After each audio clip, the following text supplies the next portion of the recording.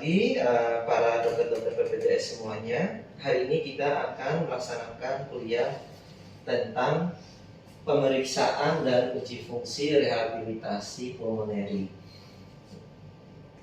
Kita dalam pemeriksaan uji fungsi ini kita harus mengetahui dasar-dasar tentang anatomi dan fisiologi paru. Kemudian dari pengetahuan dasar ini kita akan melakukan pembelajaran tentang bagaimana teknik pemeriksaan anatomi dan fisiologi serta melakukan uji fungsi dalam aplikasinya sebagai dokter SPKFR. Sebagaimana kita ketahui bahwa pada sistem respirasi atau pulmonary system itu ada upper respiratory system mulai dari nose hidung sampai ke dengan kafum oral ya, trakea, laring sampai ke bronkus. Kemudian lower system ya, yaitu paru itu sendiri, ada paru kanan dan paru kiri.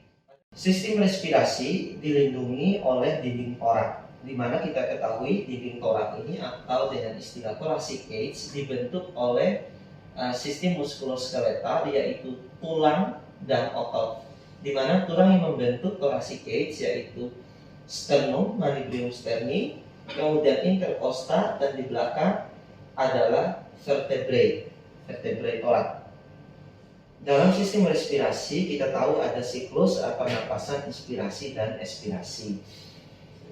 Pada fase inspirasi terjadi aktivasi otot-otot diafragma dan interkostal eksternal, di mana kontraksi otot ini menyebabkan tekanan negatif interpleural itu menjadi meningkat, sehingga terjadi perbedaan gradien tekanan intrapleural dengan udara atmosfer di luar udara lingkungan, sehingga terjadi arah udara masuk dari lingkungan ke dalam kafum torak. Lanjut. Kemudian pada fase ekspirasi kita tahu pada kondisi tidal atau tanpa usaha itu terjadi karena recoil dari sistem torak atau sistem paru-paru itu sendiri, sehingga ketika otot diafragma dan interkostal eksternal relaksasi terjadi recoil kembali, tekanan negatif intrapleural yang besar tadi menghilang berkurang, sehingga terjadi dorongan kembali oleh organ-organ yang menyusun sistem paru dan abdomen, sehingga udaranya menjadi arah terbalik dari intrakafum torak menuju udara lingkungan. Tetapi pada kondisi tertentu kita membutuhkan proses ekspirasi ini terjadi menjadi lebih cepat, forceful, maka disebut dengan ekspirasi paksa, di mana pada fase ini dibutuhkan tekanan tambahan selain dari sistem recoil pada paru atau kafum torak, dibutuhkan kontraksi otot, yaitu otot abdomen dan otot interkostal internus, sedangkan pada inspirasi otot interkostal yang externus. Dalam menjalankan fungsinya untuk memberikan suplai oksigen ke seluruh tubuh, sistem respirasi terintegrasi dengan sistem kardiovaskular. Dan dalam proses ini terjadi 3 tahapan, yaitu ventilasi, difusi, dan perfusi. Pada tahap pertama, ventilasi itu terjadi pertukaran menarik udara dari lingkungan ke dalam paru-paru sampai dengan alveolus. Dan pada fase kedua, yaitu terjadi di dalam alveolus, di dalam alveolus, di situ terdapat capillary bed arteri vena pulmonari yang kanan dan capillary bed arteri vena pulmonari yang kiri. Pada capillary bed arteri vena sistem yang kanan itu terjadi pertukaran difusi oksigen CO2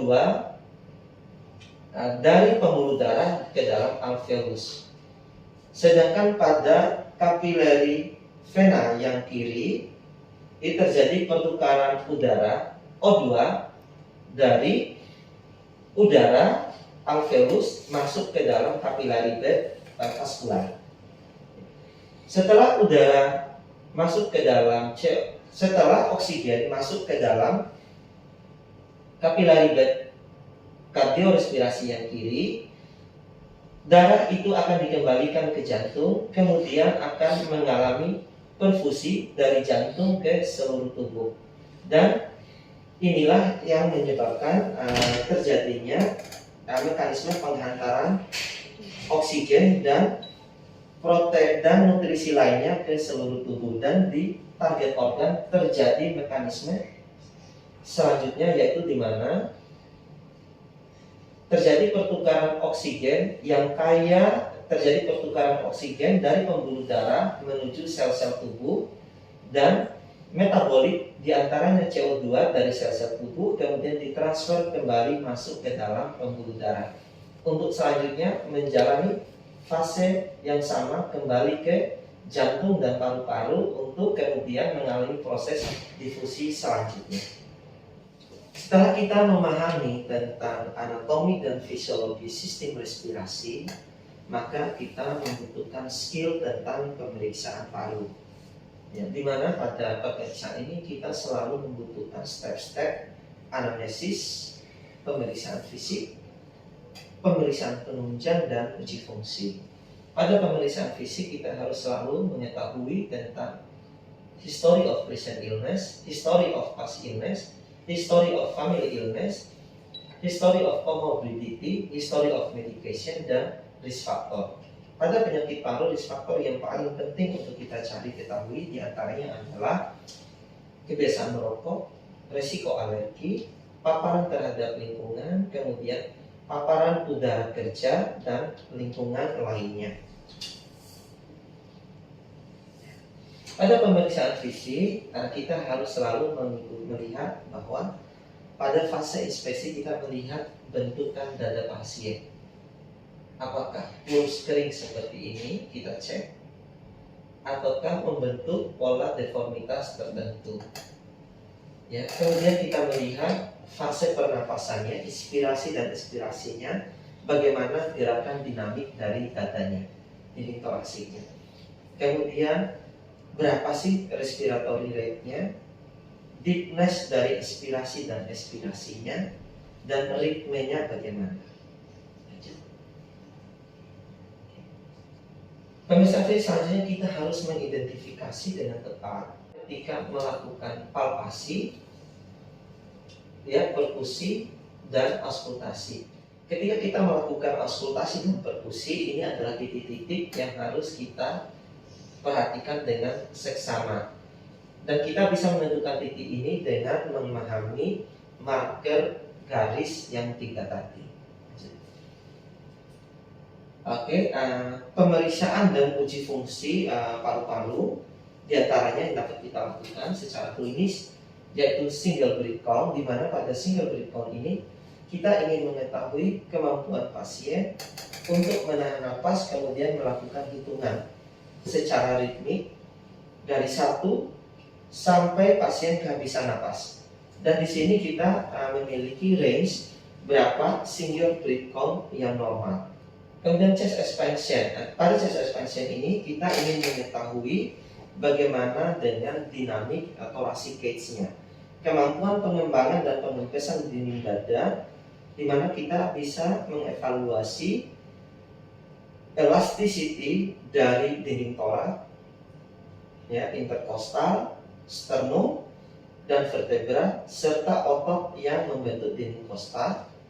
Pada uji fungsi selanjutnya, pemeriksaan fungsi paru, dengan teliti kita dapat melakukan pemeriksaan spirometri, di mana uji spirometri ini akan melakukan analisis bagaimana pola sistem respirasi itu berjalan. Fase-fase inspirasi dan ekspirasinya bagaimana, normal atau tidak. Kemudian di situ kita melakukan uji fungsi pernapasan paksa berupa inspirasi dan ekspirasi. Bagaimana jumlah volume udara yang masuk dan bagaimana kecepatan flow udara yang keluar dan masuk dapat ditelaah dengan uji spirometri. Dengan melakukan uji spirometri, kita bisa menentukan bentuk kelainan paru berupa restriktif, obstruktif atau kombinasi keduanya. Pemeriksaan Pica Flow. Pica Flow merupakan salah satu simplifikasi pemeriksaan spirometri yang fokus pada proses expirasi, di mana di sini akan mengukur secara sederhana tentang pemeriksaan force expiratory flow, debitnya berapa, debit expirasinya, sehingga disebut dengan Pica Flow, ya. Atau pada referensi lain itu menyebut dengan force expiratory flow, ya. Oke, ini adalah prosedurnya. Prosedurnya di mana dengan mengetahui ini kita mendapati kemampuan expirasi, kecepatan expirasi ini, kita akan memiliki gambaran apakah terjadi obstruksi atau tidak pada sistem respirasi seorang pasien. Oke, lanjut. Oke. Ini adalah secara teknis, ya, alatnya sangat sederhana seperti ini, ya. Kemudian secara teknis untuk melakukannya, alatnya dipegang dengan kedua tangan. Sebelum melakukan buang napas, pasien diminta untuk menarik napas sedalam mungkin, memasang alatnya dan menghembuskan udara secepatnya sehingga didapatkan Pica Flow, ya, angkanya. Kemudian ini pada dewasa itu normalnya di atas 600 kubik per detik, 600 liter kubik per detik.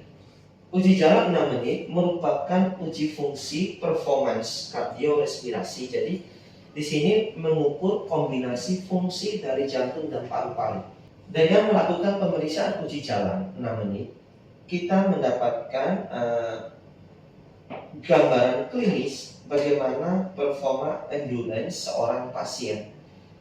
Dan uji ini dapat dilakukan sewaktu-waktu tanpa membutuhkan alat prosedur yang canggih, sehingga masuk di dalam kategori uji klinis. Dari tabel ini kita bisa melakukan konversi dan prediksi apakah pasien kita masih dalam range normal atau kurang dari range normal untuk memprediksi kapasitas endurance kardiorespirasi. Kemudian kita juga perlu selama melakukan latihan melakukan monitoring terhadap kondisi pasien. Karena setiap kita tes, setiap kita uji, pasien itu mengalami tingkat kelelahan yang berbeda-beda, maka perlu dimonitor, diantaranya menggunakan bore scale, ya. Pada penggunaan bore scale ini kita akan menilai seberapa berat seorang pasien melakukan uji latih atau mungkin memang saat latihan. Di sini dikategorikan sebagai latihan ringan, sedang, berat, dan sangat berat, ya. Di sini dari tabel ini antara 6 sampai dengan 20 itu secara peningkatan incremental intensity itu akan relevan dengan peningkatan heart rate-nya. Dimana kita ketahui bahwa heart rate pada orang normal itu rata-rata atau dianggap yang paling baik itu adalah ketika mendekati resting heart rate-nya 60. Dan setiap peningkatan satu intensitas di dalam bore scale itu menggambarkan peningkatan 1 Mets dan peningkatan 10 heart rate. Dan manusia umumnya heart rate itu berkisar sekitar 220, tetapi di dalam sistem bore scale menggunakan prediktif maksimal itu sampai di 200 yang equal dengan bore scale 20 equal dengan intensity Mets 20. Oke, mungkin demikian kuliah dari saya tentang pemeriksaan dan uji fungsi sistem kardiorespirasi. Terima kasih. Assalamualaikum warahmatullahi wabarakatuh.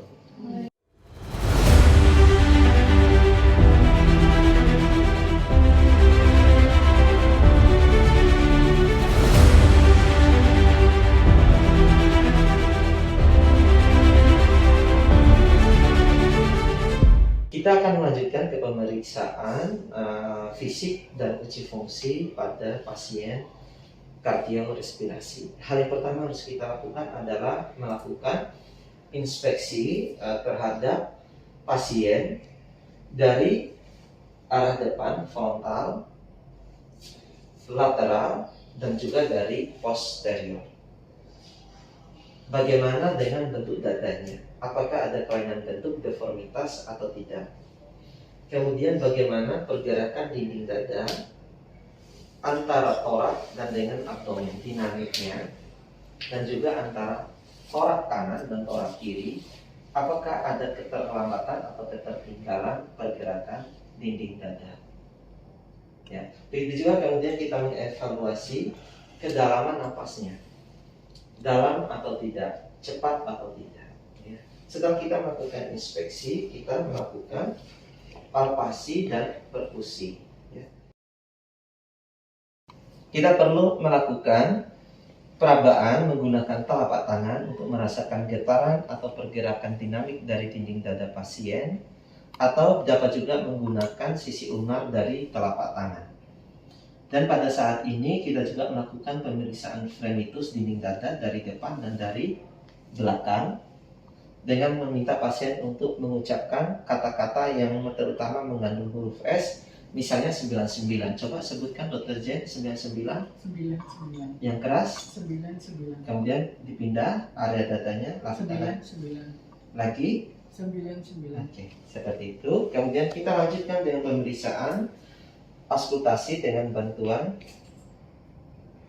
setelah itu melakukan pemeriksaan melakukan pemeriksaan perkusi dinding dada dengan menggunakan tangan kita sebagai alas. Sangat sederhana ya, seperti ini.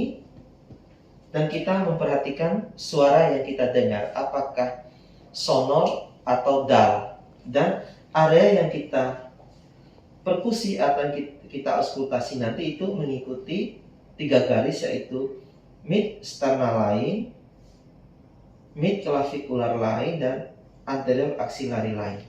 Begitu juga di belakang, itu mengikuti garis vertebral line, mid clavicular line, dan posterior axillary line. Ya, kita melakukan perkusi dengan pembagian area tadi, ya, dan kita mendengarkan apa suara yang kita dengar, apakah terjadi perubahan dullness atau dari tingkat sonoritasnya.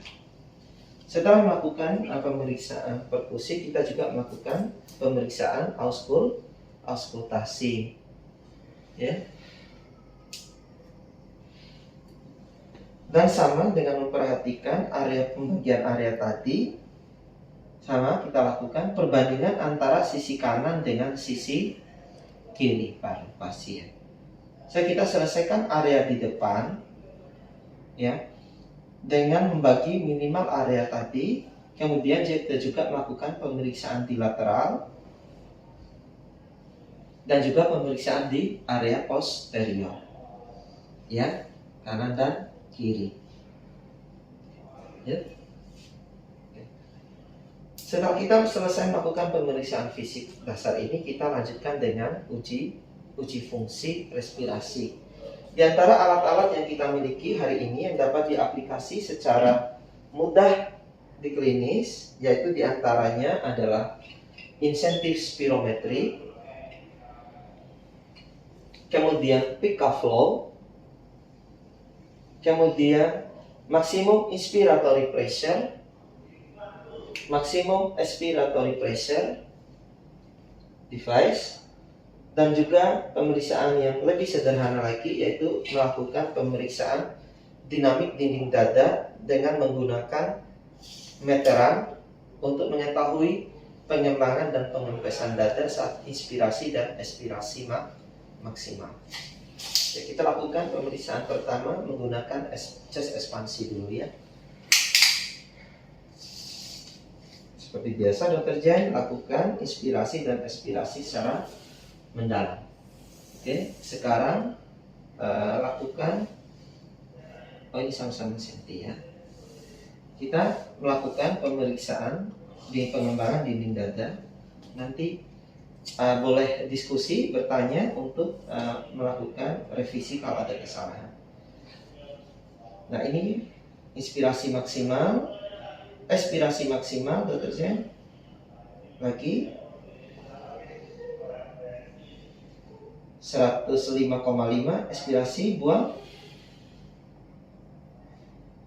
100. Berarti 5,5. Nah, setelah kita melakukan di level aksila, kita melakukan di level sifoid, ya, inspirasi dan expirasi, Dr. Jen. Lagi buang 96, 95, buang, tarik nafas dalam. Lagi 100 pas, buang 94,5, 5 cm juga. Oke. Kemudian pada batas dari kosta bawah, oke, sama, kemudian lakukan inspirasi, buang,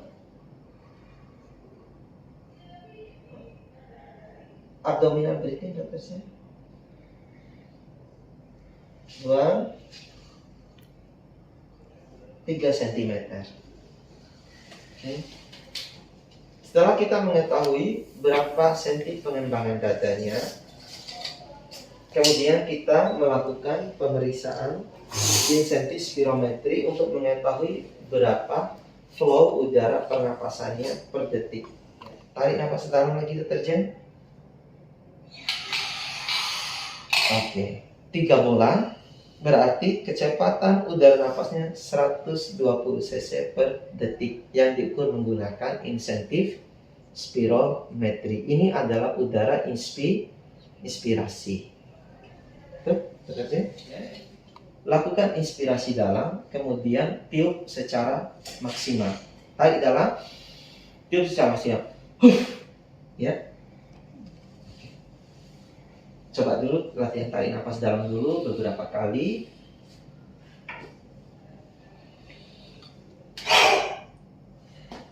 Oke.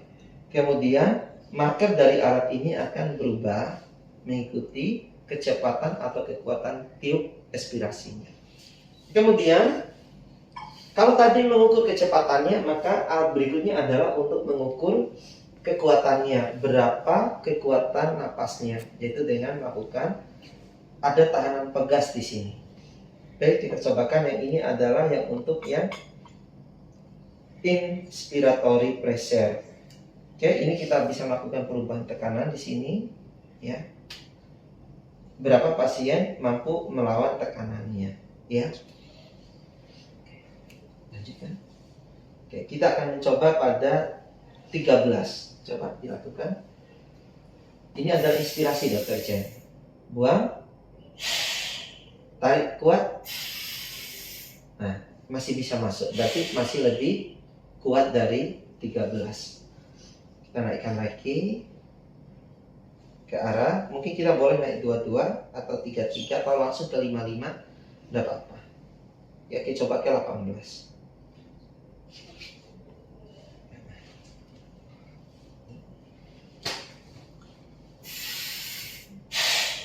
Berat tariknya ya, tapi masih kuat.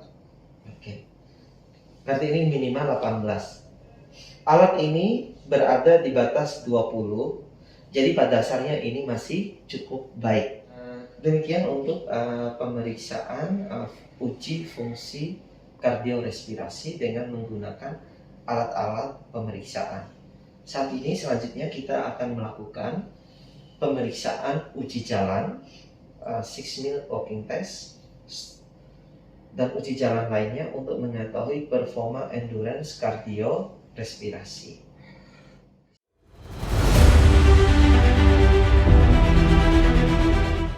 Baik, para dokter-dokter semua, kita saat ini akan melakukan pemeriksaan uji fungsi respirasi, tes endurance menggunakan uji 6-minute walking test. Pada pemeriksaan uji 6-minute walking test ini, yang harus kita lakukan adalah persiapan tempat uji, kelengkapan alat, dan persiapan pasien. Untuk tempat uji, kita membutuhkan diantaranya adalah trek berjalan. Kita menggunakan uji jalan melingkar, membentuk persegi 4 dari sini, sana, belok kiri, kembali lagi ke sini, membentuk persegi 4 atau lingkaran. Total trek kita adalah lebih kurang 30 meter. Sehingga ketika melakukan satu putaran saja 30 meter.